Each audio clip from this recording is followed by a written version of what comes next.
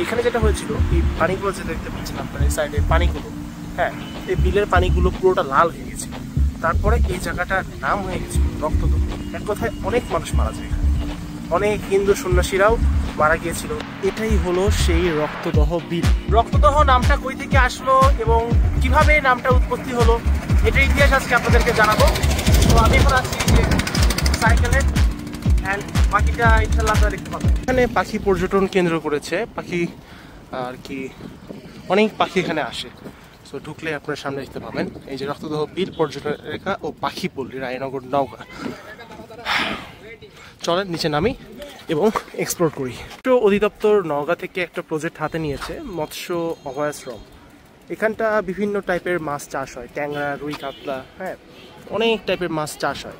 ওইখানে যে দেখলাম ওই যে পাখি পল্লী, আবার এখানটা কিন্তু মাছও চাষ হয়। সো বলতে পারেন যে এটা একদিক থেকে আমাদের কৃষি খাতের দিকেও অনেক বেশি গুরুত্বপূর্ণ এই বিলটা। আগে এই রক্তদহ বিলটির নাম ছিল বিল ভোমরা। অনেক আগে থেকে ব্রিটিশ ইংরেজ বাহিনীরা আমাদের শাসন এবং শোষণ করতো, নির্যাতন করতো।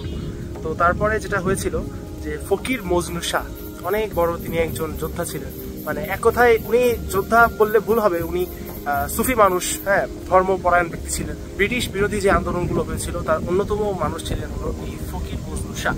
ওনার বাসা ভারতের বেনারসে। তার নেতৃত্বে এখানে 1786 সালে এই বিল ভোমরা, যেটা আগে নাম ছিল, এখানে যুদ্ধ হয়। ইংরেজ সৈন্য ভার্সেস ফকির মজনু শাহ সৈন্য। তো এইখানে অনেক সৈন্য মারা যায়, ঠিক আছে, অনেক সৈন্য। এটা ইংরেজদের অনেক সৈন্য মারা যায়, আবার ফকির মজনু শাহ ওনারও অনেক সৈন্য মারা যায়। তারপরে আর কি এই জায়গাটার নাম হয়ে গেছিল রক্তদহ। আর 1786 সালে যার বিরুদ্ধে ফকির মজনু শাহ যুদ্ধ করেন, বা যারা যুদ্ধ হয়েছিল, তার বিপক্ষে ছিলেন লেফটেন্যান্ট ব্রিটিশের আইন শাইন, কি একটা নাম না, এটা আগস্ট মাসে যুদ্ধটা হয়েছিল। হ্যাঁ, এটাও সেই আগস্ট মাস। এখানে যেটা হয়েছিল, এই পানিগুলো যে দেখতে পাচ্ছেন আপনার এই সাইডে পানিগুলো, হ্যাঁ, এই বিলের পানিগুলো পুরোটা লাল হয়ে গেছিল। তারপরে এই জায়গাটার নাম হয়ে গেছিল রক্তদহ। এক কথায় অনেক মানুষ মারা যায় এখানে, অনেক হিন্দু সন্ন্যাসীরাও মারা গিয়েছিল রক্তদহ এই বিলে।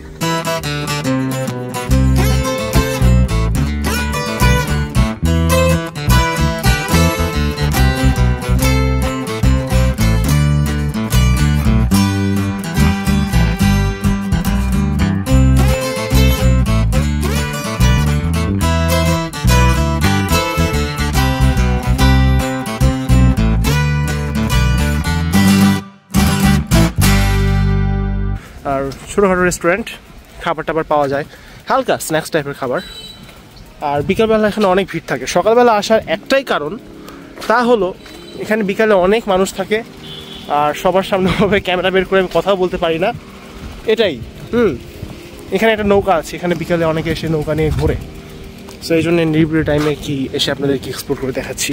সুন্দর, আপনার বসার মতো প্লেস আছে, টেবিল কিছু রেখে খেতে পারবেন। আবার আপনি এখানে সুন্দর একটা পানির দৃশ্য উপভোগ করতে পারবেন। আর গাছগাছালি তো আছেই মাঝখান দিয়ে রাস্তাটা, এই জায়গাটা আসলেই অসাধারণ লাগে।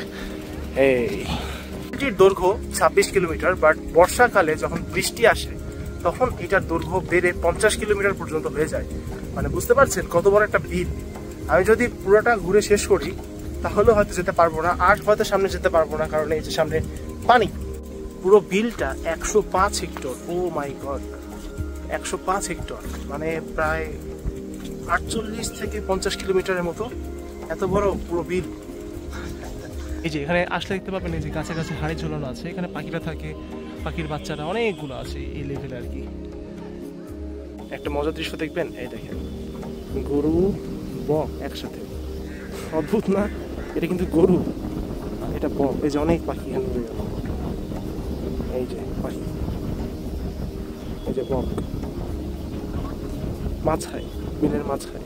একজন অনেক ধার্মিক ব্যক্তি ছিলেন যিনি মারা গেছেন। এখানে কোথায় জানি খুব সম্ভবত একটা মাজার আছে। এই যে এই দিকে হয়তো মাজার হতে পারে, এটা একটা গোরস্থান যা মনে হচ্ছে, বাট এইটার পিছিয়ে বা কোথাও একটা মাজার আছে, দেখাতে পারলাম না আপনাদেরকে। এইটা হতে পারে, ঠিক জানি না, বাট এখানে একটা রক্তদহ দরগা নামে একটা মাজার আছে। আরেকটা বর্ণনা পাওয়া যায় যেটা রক্তদহ বিলের নামকরণ করা হয়, তা হলো অনেক আগে ব্রিটিশ আর জমিদার এই দুইটা এক হয়ে এইখানকার গ্রামবাসীদেরকে হত্যা করা হয়। তারপরে এই পানিগুলো লাল হয়ে যায়, অর্থাৎ রক্তে লাল হয়ে যায়, তখন নাম দেওয়া হয় রক্তদহ। তবে আমি যতদূর জানলাম, যেটা ফকির মজনু শাহ যে আন্দোলনটা হয়েছিল বা যে যুদ্ধটা হয়েছিল, তার ফলে নাকি এটার নামটা আসলে রক্তদাহ তৈরি হয়ে গেছিল। অনেক উঁচা থেকে ডাইভ। ওরে ভাই রে ভাই, হাইট কতখানি! হ্যাঁ,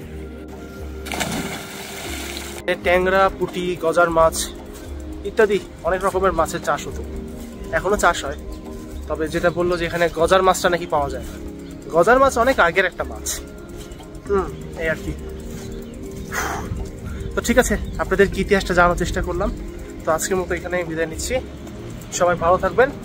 টাটা, আল্লাহ হাফেজ, আসসালামু আলাইকুম।